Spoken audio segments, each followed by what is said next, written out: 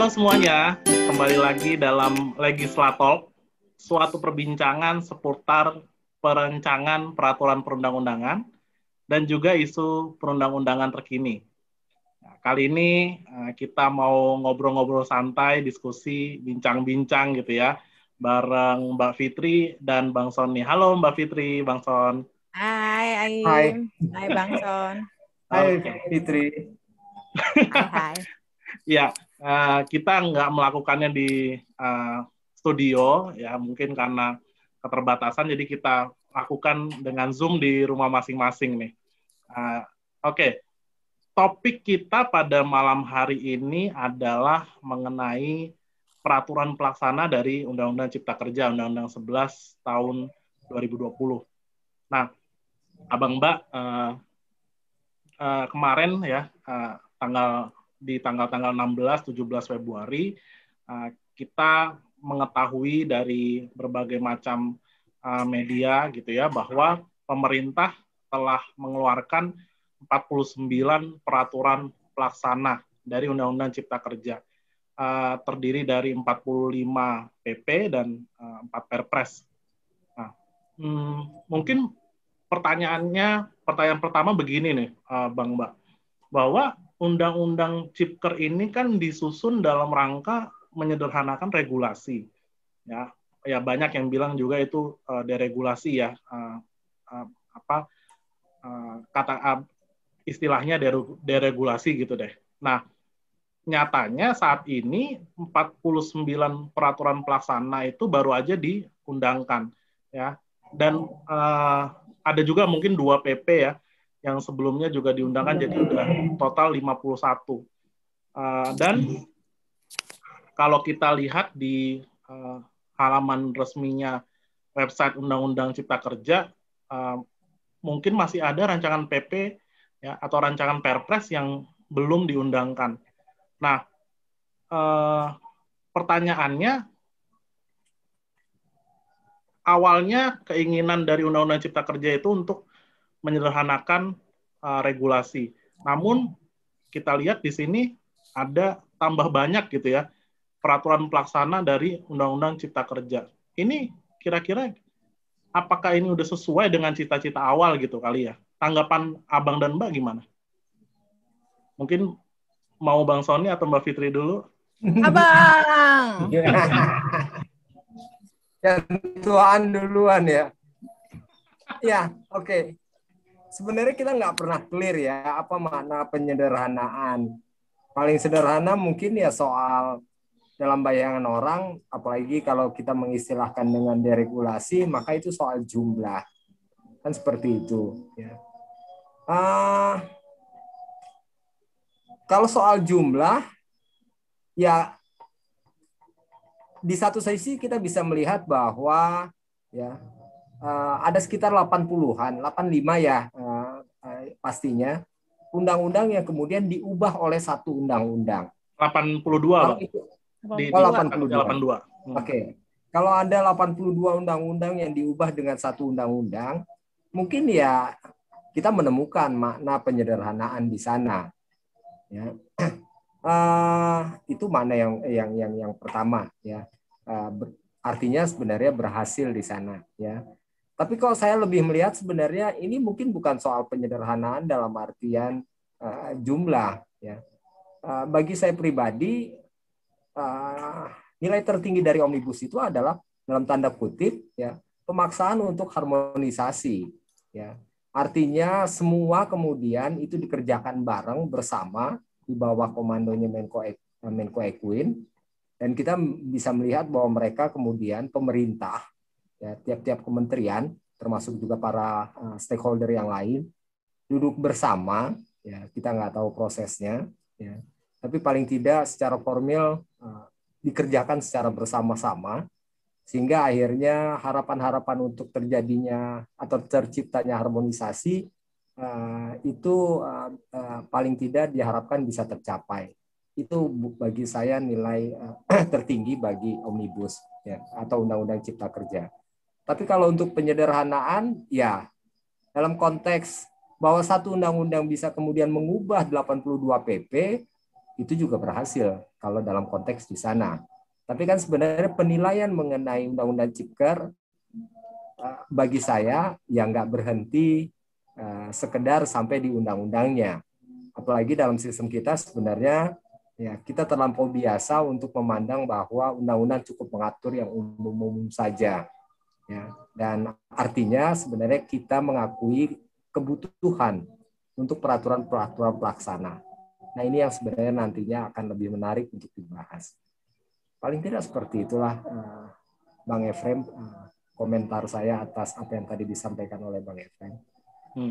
Berarti kalau di level undang-undang itu berhasil gitu ya?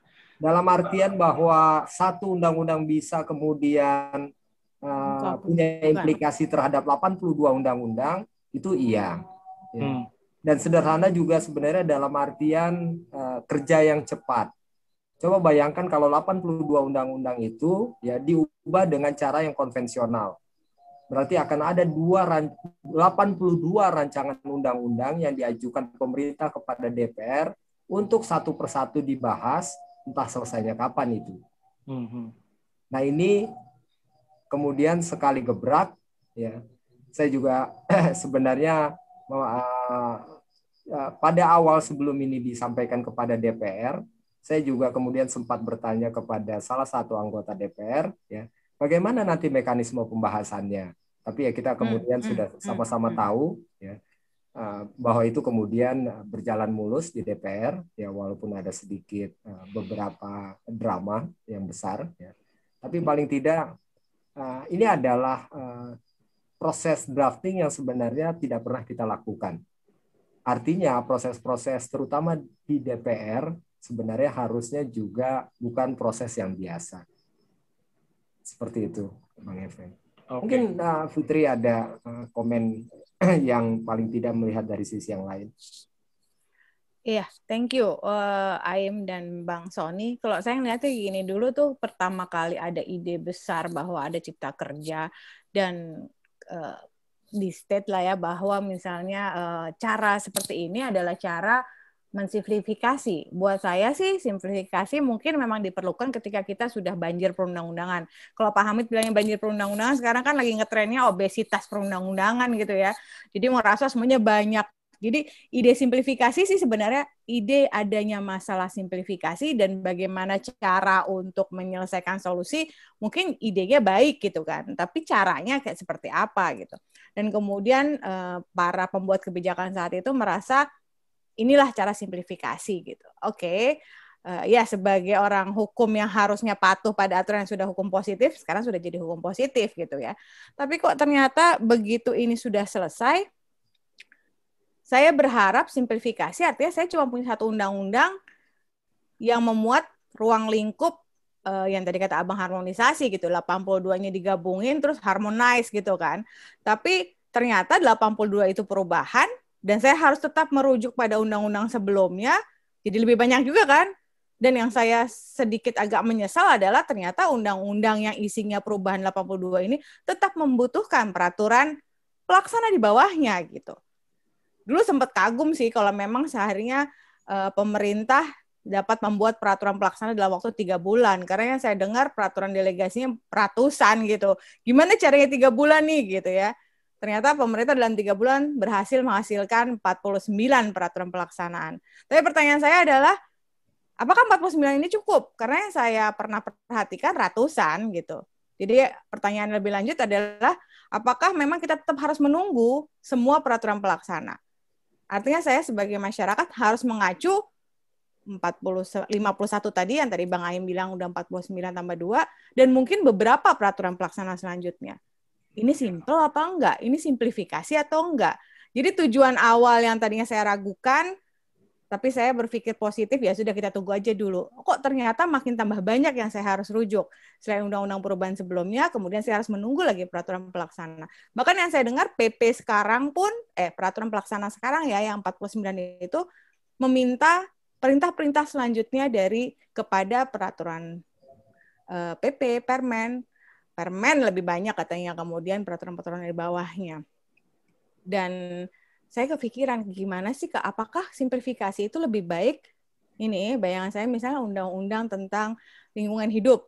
Si undang-undang itu cukup detail dan nggak butuh peraturan pelaksananya, mungkin itu dia dianggap lebih simpel atau simplifikasi dibanding memuat materi yang banyak kemudian dipadatkan. Kira-kira itu sih Bang Aim. Lebih pada efeknya, jadi kita harus lebih banyak yang dilihat, bukankah tujuan simplifikasi yang ditetapkan sebelumnya untuk menemukan teknik penyusunan baru gitu ya, teknik penyusunan baru malah nggak tercapai. Itu sih Bang Aim dan Bang Son. Jadi maksudnya itu gini, Mbak. Apa namanya? Jangan aja maksudnya kita nih udah ekspektasi kita dengan adanya Undang-Undang Cipta Kerja itu kan jadinya simplifikasi, semua kita merujuk pada itu gitu. Tapi ini apa ya? Udah nggak perlu lihat kanan kiri lagi gitu ya. Kita kan jadinya bisa ngomong gini, ya ini sama aja bohong gitu ya. Undang-undangnya apa namanya mungkin satu gitu dan udah dengan perubahan kepada 82 undang-undang, tapi ada banyak peraturan pelaksana baik itu di PP, Perpres, bahkan tadi Mbak Fit bilang di PP dan Perpres daripada pelaksana itu banyak lagi turunannya, misalnya di peraturan menteri dan lain sebagainya gitu kan. Ya itu jadi perdebatan sendiri lagi ya jadinya ya. Boleh saya tambahin Bang? Silakan Bang.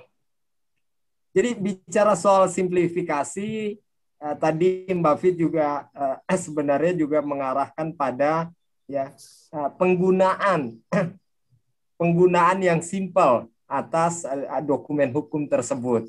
Ya kan sebenarnya Mbak Fit tadi ke arah sana. Ya. Bagaimana kita sama-sama tahu lah kalau misalkan di kuliah-kuliah perancangan peraturan kan, ketika ada satu peraturan yang diubah, maka sebenarnya pihak pengguna, pihak yang dituju oleh peraturan tersebut, itu mau tidak mau harus membuka dua dokumen. Satu peraturan pertamanya atau peraturan awal, dan yang kedua adalah peraturan perubahannya. Jadi kalau sampai 3 kali diubah, berarti dia harus buka 4 dokumen. Itu tadi yang dipermasalahkan. Sebenarnya ada yang bahkan lebih sederhana loh. Ya. Bahkan ada yang lebih sederhana dari sekedar itu. Ya. Saya berapa kali rapat dan ketika kemudian kita mengacu kepada Undang-Undang Cipker, maka selalu ketika saya menyebutkan pasal, semua orang bingung itu pasal yang mana Pak Sony? Ya udahlah, kalau untuk Undang-Undang Cipker jauh lebih mudah, tunjukkan aja halaman berapa itu Pak Sony. Itu agak sebenarnya agak menyedihkan buat saya. Gitu. Bukan pasal yang dirujuk. Karena pasal ya penyebutan angka pasal itu begitu banyak karena ini memang peraturan perubahan pada dasarnya. Walaupun judulnya tidak mengikuti ataupun teknik draftingnya tidak mengikuti cara-cara yang biasa diarahkan oleh Undang-Undang 12. Tapi hampir selalu pasti kita sepertinya belum bersepakat bagaimana cara menyebutkan pasal yang dirujuk di Undang-Undang Cipker. Ya, apalagi kalau itu jangankan orang hukum, yang apalagi orang hukum aja masih agak bingung untuk kemudian penyebutannya, apalagi yang non hukum. Jadi selalu makanya saya langsung tadi senyum-senyum ketika Mbak Fitri bilang, saya harus membuka beberapa, jadi paling tidak 2 undang-undang seperti itu. Saya langsung ingat, ketika saya menyebutkan pasal aja, semua orang bingung, pasal yang mana Pak Sony? Halamannya aja deh lebih mudah, seperti itu. Itu menyedihkan sih buat saya. Oke, lanjut aja. Ini ingat aja. Tapi ide yang tiba-tiba ada istilah baru pasal dalam dan pasal luar itu kan sebenarnya belum ada kesepakatan juga, tapi secara obrolan gitu kan kita nyebutnya jadi pasal luar pasal dalam, padahal Undang-Undang 12 juga nggak ada itu pasal luar dan pasal dalam. Itu sebenarnya kan kalau kita mau ngacu ke Undang-Undang 12 mudah untuk menyebutkan. Pasal luar itu pasti adalah yang dimaksud pasal 1 angka Romawi. Ya. Maksudnya itu sebenarnya ya. Pasal 1 angka Romawi ya. Tapi kan di dalamnya kemudian nggak ada beberapa item atau poin perubahan, dan itu yang membuat bingung. Undang-Undang Cipta Kerja itu cuma 185 pasal. Ya itu cuma. Tapi substansinya. Saya bilang cuma kenapa? Karena banyak sekali sebelum ini pun Undang-Undang Pelayaran, Undang-Undang Lingkungan Hidup, yang jumlah pasalnya juga ratusan. Ya, lebih dari 100 atau bahkan pelayaran itu lebih dari 200. Ya. Tapi jangan tertipu dengan jumlah pasal. Karena sesungguhnya substansi atau materi yang diatur di dalam Cipker itu jumlahnya ribuan. Iya. Jumlah angka pasalnya 185. Tapi Kalimat pengaturannya ribuan. Di dalam setiap pasal itu ada beberapa kemudian penormaan gitu, bisa puluhan, sehingga akhirnya jumlah kita aja saya nggak tahu ya, mungkin ada sih yang cukup rajin untuk mencari tahu berapa sesungguhnya jumlah norma di dalam Undang-Undang Cipker, bukan jumlah angka pasal ya. Iya. Seperti itu. Jadi ya simplifikasi akhirnya kita juga bertanya, karena ya sekali lagi simplifikasi kan bukan cuma soal substansi. Simplifikasi juga kepada pihak yang memang dituju dan akan menggunakan. Iya. Itu dia. Ya betul sih. Nah, menarik tuh Bang Son tadi ya, soal bahwa ini kan perubahan dan lain sebagainya. Nah, tapi yang menjadi mungkin buat kita ya Bang Son, Bafit, yang melihat dari sisi teori perundang-undangan atau ilmu perundang-undangan, 49 PP ini yang udah keluar ini ya, yang udah diundangkan, sebenarnya ini adalah 49 peraturan pelaksana, 45 PP dan 4 Perpres ini, itu sebenarnya adalah peraturan pelaksana dari Undang-Undang Cipta Kerja, ya Undang-Undang 11 2020, atau dia adalah peraturan pelaksana dari undang-undang yang lama. Gimana sih sebenarnya kalau kita lihat dari teori perundang-undangan, Bang Son, Bafit? Menarik ya. Saya bingung nih jawabnya. Kalau dari normatifnya, formalitasnya, dia sebenarnya adalah delegasi dari Undang-Undang Cipta Kerja, karena disebutnya di Undang-Undang Cipta Kerja kan. Tapi secara substansi sebenarnya dia harusnya menjalankan delegasi atau menjalankan substansi pelaksanaannya dari, buat saya sih undang-undang lama sama undang-undang baru. Jadi undang-undang awalnya sama pengaturan dirubah, kan saya anggap sebagai satu kesatuan kan, dan kemudian peraturan pelaksanaannya adalah melaksanakan keseluruhan dari peraturan pelaksana sebagai kesatuan peraturan. Kalau saya sih ngeliatnya gitu. Tapi dengan tegas itu masuk kemana, saya juga jadi nggak terlalu sederhana, tidak mudah untuk menyebutkan tuh. Kalau menurut saya sih begitu. Kalau Abang gimana? Iya, ini saya jadi ingat di awal-awal sebelum Undang-Undang Cipker disahkan menjadi undang-undang. Ya.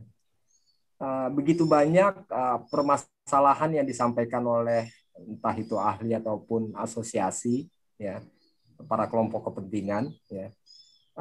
Tapi sedikit sekali yang kemudian tertarik untuk mendengarkan permasalahan yang terkait dengan aspek teknik drafting. Ya, padahal perancangan peraturan itu ya selain masalah proses di mana di dalamnya ada partisipasi publik, ya, teknik drafting itu juga meliputi kemudian ya berkaitan dengan format dan sebagainya. Ya, perancangan peraturan perundang-undangan paling tidak ada 3 aspek, ya, metode, proses, ya, dan teknik. Itu dia. Tapi ya memang yang paling seru untuk dibahas kemudian adalah karena terkait dengan masyarakat, dengan partisipasi, ya, dengan sistem yang demokratis, itu adalah permasalahan di substansi. Ya, berkali-kali kami, ya, Mbak Fitri juga pasti di mana-mana menyebutkan, apalagi juga Prof. Maria pasti mempermasalahkan bahwa cara perubahan yang dilakukan oleh Undang-Undang Cipta Kerja ini bukan cara yang seperti arahan Undang-Undang 12. Oke. Nah, pertanyaan yang tadi disampaikan oleh Bang Efraim sebenarnya nggak akan lahir sebagai suatu pertanyaan kalau, ya, Undang-Undang Cipta Kerja ini, ya, mengikuti format peraturan perubahan sesuai dengan arahan Undang-Undang 12. Kita langsung paham bahwa undang-undang yang kedua itu sekedar undang-undang perubahan dari undang-undang yang diubah. Jadi kalaupun di sana ada perintahnya, itu adalah substansi dari undang-undang yang diubah. Orang juga bersepakat, ini adalah perintah pembentukan peraturan delegasian dari undang-undang yang diubah, dari undang-undang sebagaimana telah diubah dengan undang-undang yang lebih baru, dengan undang-undang perubahannya. Sepakat kita soal itu. Nah, permasalahannya kemudian Undang-Undang Cipker formatnya itu, ya, entah dapat ide dari mana. Artinya dia melakukan perubahan, ya. Dia dengan tegas di setiap pasalnya disebutkan, ya, mengubah ketentuan pasal ini dari undang-undang ini gitu, atau beberapa pasal di undang-undang ini diubah. Tapi dia dari penamaannya saja seperti undang-undang dalam tanda kutip mandiri atau tersendiri, atau yang memang mengatur suatu hal yang baru. Ya, bahkan pun pasal-pasal awalnya pun dia seperti undang-undang yang mandiri baru tersebut. Makanya kemudian jadi wajar kalau ada pertanyaan. Jadi ini peraturan-peraturan pelaksananya, peraturan pelaksana Cipker atau peraturan pelaksana dari undang-undang yang diubah. Kalau saya sih jelas, sepanjang perintah pendelegasiannya terkait dengan perubahan yang dilakukan Cipker terhadap undang-undang yang lama, maka itu harus dipandang sebagai peraturan pelaksana dari undang-undang yang diubah. Kecuali kalau misalkan ya Cipker sendiri yang kemudian punya norma yang baru, dan itu sangat mungkin dengan dengan format dia memerintahkan pembentukan PP yang tidak ada sesungguhnya di undang-undang lama yang diubah. Jadi ya kita harus nggak bisa serampangan bilang, oh enggak ini pasti jadi peraturan pelaksana dari yang diubah, atau oh enggak ini adalah peraturan pelaksana Cipker.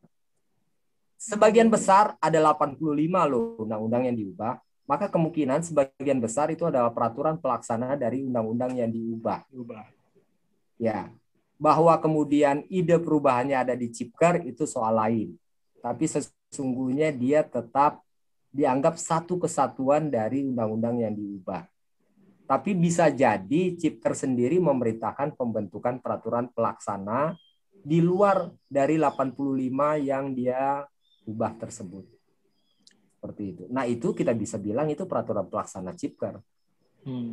Misalnya jadi, di pasal 1 sampai 18 pasal baru gitu ya, Bang. Kalau yang pasal 18-nya diubah berarti dia adalah delegasi dari undang-undang Cipker.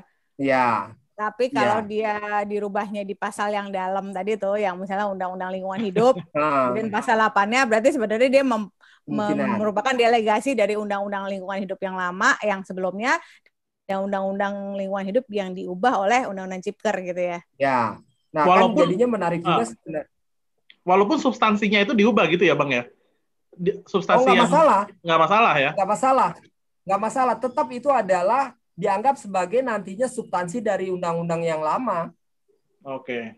Tetaplah, karena dia sebenarnya ada di dalam tanda kutip rumahnya undang-undang yang lama. Nah, kan yang menjadi menarik juga sebenarnya, ya, saya yakin sekali ada cukup banyak peraturan-peraturan pelaksana yang sesungguhnya, ya, telah ada peraturan pelaksananya di undang-undang yang lama. Oh iya, itu juga mesti dipikirin tuh. Ya, jadi itu misalnya PP ya.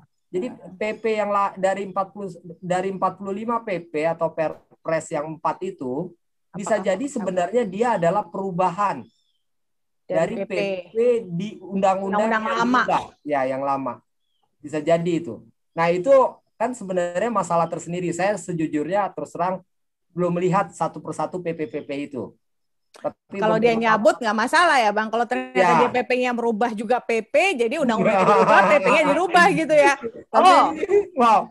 Itu simplifikasi kah? Kita perlu memikirkan cara-cara baru yang di luar cara-cara yang sudah ada di Undang-Undang 12. Ya. Sehingga ya kita nggak bisa dibilang kok pemerintah sendiri yang melanggar undang-undang yang dia buat gitu loh. Iya. Iya. Terutama ya ini mungkin hanya berkaitan dengan teknik ya, di mana menganggap itu bukan suatu yang substantif. Itu yang tadi saya mau komentarin. Tapi buat saya sebenarnya jadi ngerepotin masalah baru. Kebakuan bentuk, kebakuan teknik ya, itu adalah salah satu ciri dari negara hukum modern. Sehingga orang udah mengenali. Iya. Kenapa format itu ditentukan agar orang mudah mengenali, sehingga orang tidak ragu-ragu bahwa dokumen yang ada di hadapan dia itu adalah peraturan. Kenapa? Karena formatnya begitu. Iya, betul. Nah, kita kayaknya dalam waktu dekat ya mungkin pemerintah harus memikirkan untuk mengubah lampiran Undang-Undang 12. Undang-Undang 12, memang Ya, kita sempat seperti ngomong itu. juga di Entah itu podcast sebelumnya. masukan. Kemarin saya mencoba untuk meneliti beberapa praktek-praktek perubahan peraturan saat ini. Saya menemukan paling tidak ada 3 atau 4 pola perubahan. Pola yang pertama seperti yang di Undang-Undang 12. Ya. Pola yang kedua adalah seperti Cipker. Dia punya judul sendiri, dia juga punya pasal-pasal, kalau Mbak Fitri bilang tadi, pasal-pasal luar, tapi di dalam beberapa pasalnya kemudian dia melakukan perubahan. Oke? Ya. Nah, yang pola ketiga sebenarnya adalah, atau model yang ketiga itu adalah apa yang kemudian dipakai di Perpu 1 2020 yang kemudian menjadi Undang-Undang 2 2020 tentang ya penanganan COVID. Itu juga berbeda, itu perubahan. Dan yang ketiga, ini yang sering orang salah kaprah. Sebenarnya ini pola lama. Ya.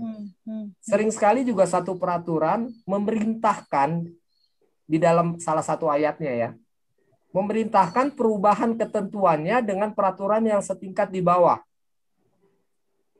Dan beberapa teman-teman kita yang kurang mengerti menganggap bahwa kok bisa ya itu diubah. Ini agak berbeda dengan kasus Undang-Undang Cipker yang tempo hari.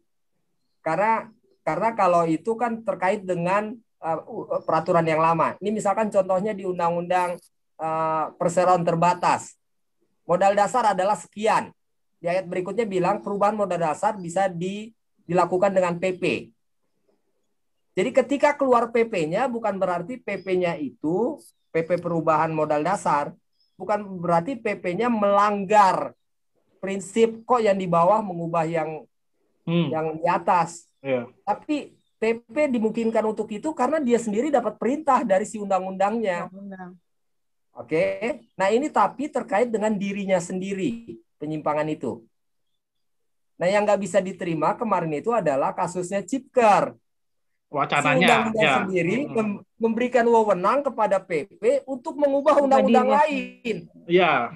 Itu lain kasus ya, itu beda. Jadi ya itu nggak boleh. Kecuali kalau Cipker bilang ya beberapa ketentuan dalam undang-undang ini bisa diubah dengan PP, itu terserah dia sendiri. Walaupun tetap yang aja secara prinsip nggak banget gitu ya. Nah, biasanya kemungkinan untuk itu adalah tentang hal yang ya teknik, berkaitan dengan nominal, angka, yang teknik. Memang kita tahu itu mudah sekali untuk berubah, tapi bukan berkaitan dengan sistem. Bukan berkaitan dengan sistem. Yang modal dasar itu tertentu banget berarti ya Bang yang tadi ya? Iya, cuma modal dasar. Yang dulu misalkan berapa puluh juta, sekarang jadinya berapa ratus juta gitu. Dan itu dimungkinkan karena memang itu cepat sekali. Dan hanya sekedar itu gitu, angka biasanya.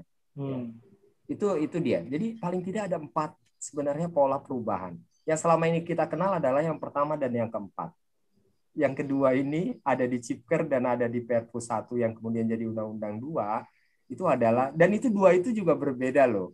2 itu juga berbeda. Sebenarnya menarik untuk kemudian mengkaji lebih dalam. Jadi menimbulkan teknik baru gitu ya Bang? Iya, tapi itu pola semua baru kan lah, belum ada di lampiran.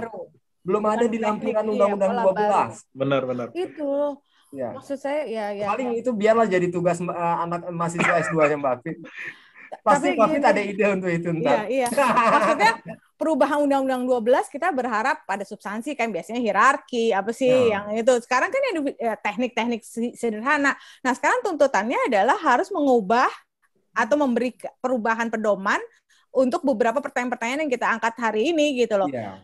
Di awal saya masih ingat waktu kita pertama kali mendengar kepada ya penyusun drafting RUU Cipta Kerja kan, dia bilang bisa COVID ini emang cuman kompilasi aja gitu kan, nggak menunjukkan undang-undang perubahan dan tidak merujuk pada Undang-Undang 12. Tapi saya baru sadar ternyata ketidaktaatan pada teknik perancangan, tadi Abang bilang tuh, saya suka dengan Abang bilangnya pada keajekan itu memastikan, saya jadi bingung kalimat sendiri nih, keajekan memastikan orang paham, orang taat, karena memang sudah ajak gitu. Sehingga kalau misalnya nggak ajak, ya pemahaman saya, Bang Sony dan Aim misalnya, bisa jadi berbeda, karena emang nggak ajak gitu kan. Pasal yang mana nih gitu. Tadi apalagi tuh, ini perubahan yang mana nih? Itu karena nggak ajak, akhirnya kita punya persepsi masing-masing gitu. Padahal Undang-Undang 12 itu mengatur teknik, tapi sebenarnya dia memberikan ajakan keajakan Bakuan istilah kebakuan ya, agar semua orang paham gitu. Kan kita sering tuh Bang,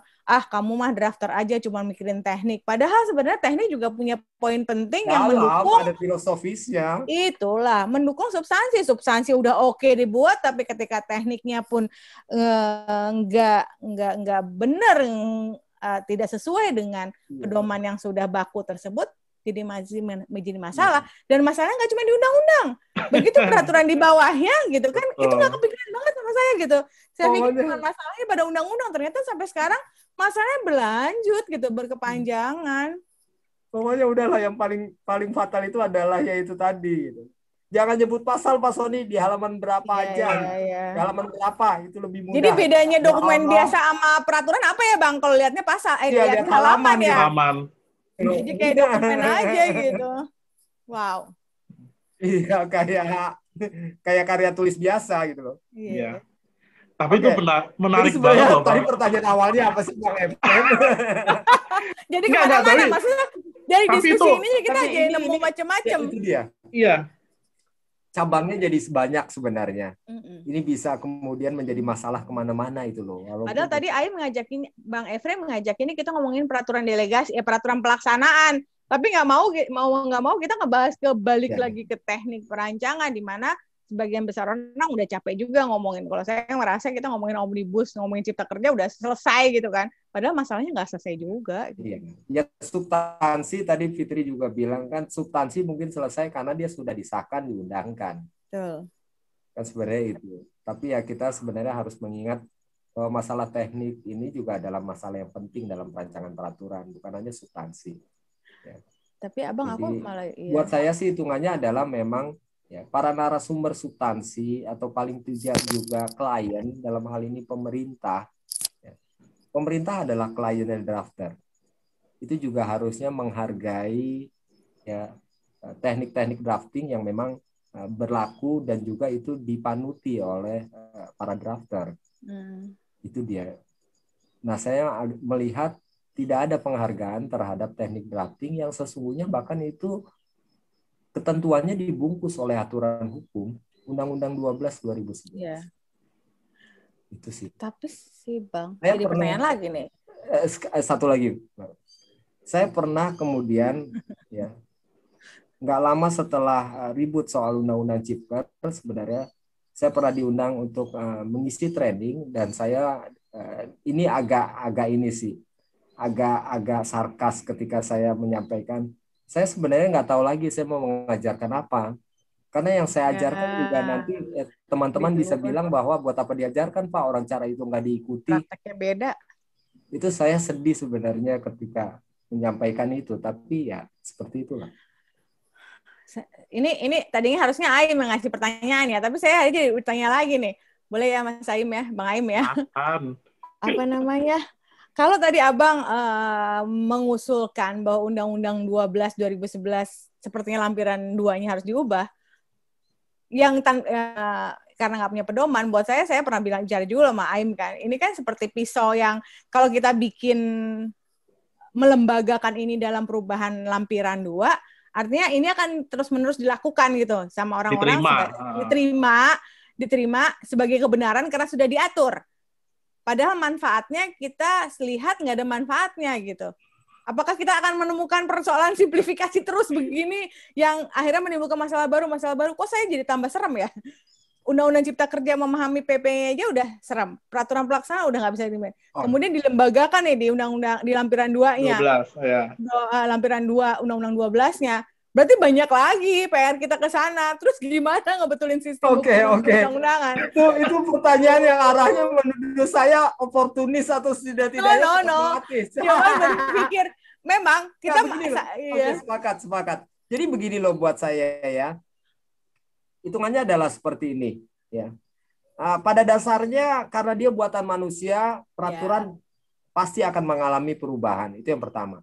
Yang kedua, sebenarnya usulan saya atau bukan usulan sih sebenarnya ya, tapi kesadaran untuk menerima kenyataan. Ya, kesadaran untuk menerima kenyataan. Ya udah, kalau memang daripada tidak punya dasar, mendingan diberikan dasar, itu kan. Daripada formatnya Undang-Undang Cipker itu tidak punya dasar, Iya sih. ya setelah ini harusnya kita beri dasar. Tapi sebenarnya kalau buat saya itu juga nggak sesederhana itu. Perlu ada kajian apakah memang ini adalah format atau teknik yang kemudian tepat dan sebagainya. Itu ya, kalaupun memang ada keseriusan untuk mempertimbangkan hal tersebut, buat saya ya itu perlu dikaji lagi. Apakah kemudian dimungkinkan untuk model yang seperti teknik drafting, bahkan juga ke prosesnya ya Fitri.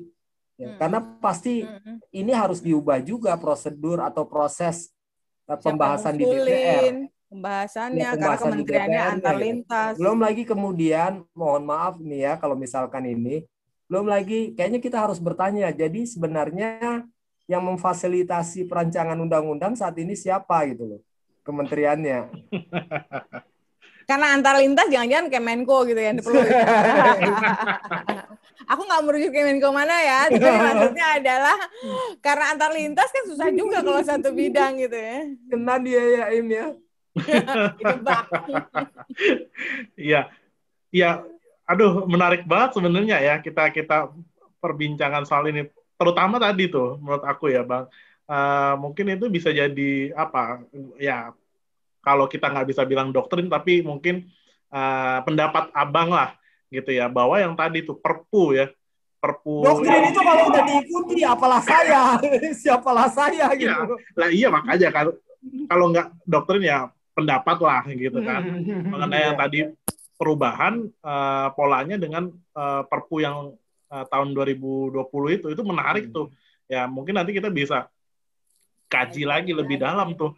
Ya, dan mungkin bisa jadi topik tesis atau ini dari mahasiswa aja bimbingan Mbak Fitri ya. Iya. Dia dengar langsung punya ide gitu. Iya, langsung punya ide untuk kemudian ngasih kerjaan ke mahasiswa kan. Iya. Nah, tadi Abang juga Abang dan Mbak menyinggung juga soal proses. Ya, kita tahu kemarin proses di Undang-Undang Cipta Kerja ya ada mungkin apa ya kita katakan drama lah gitu ya. Nah, di proses perancangan penyusunan daripada 49 peraturan pelaksana ini di sosial media di masyarakat juga sebenarnya ada apa ya kita bisa bilangnya kejanggalan lah gitu ya. Ini yang mau aku tanyain ya sama Abang dan Mbak. Jadi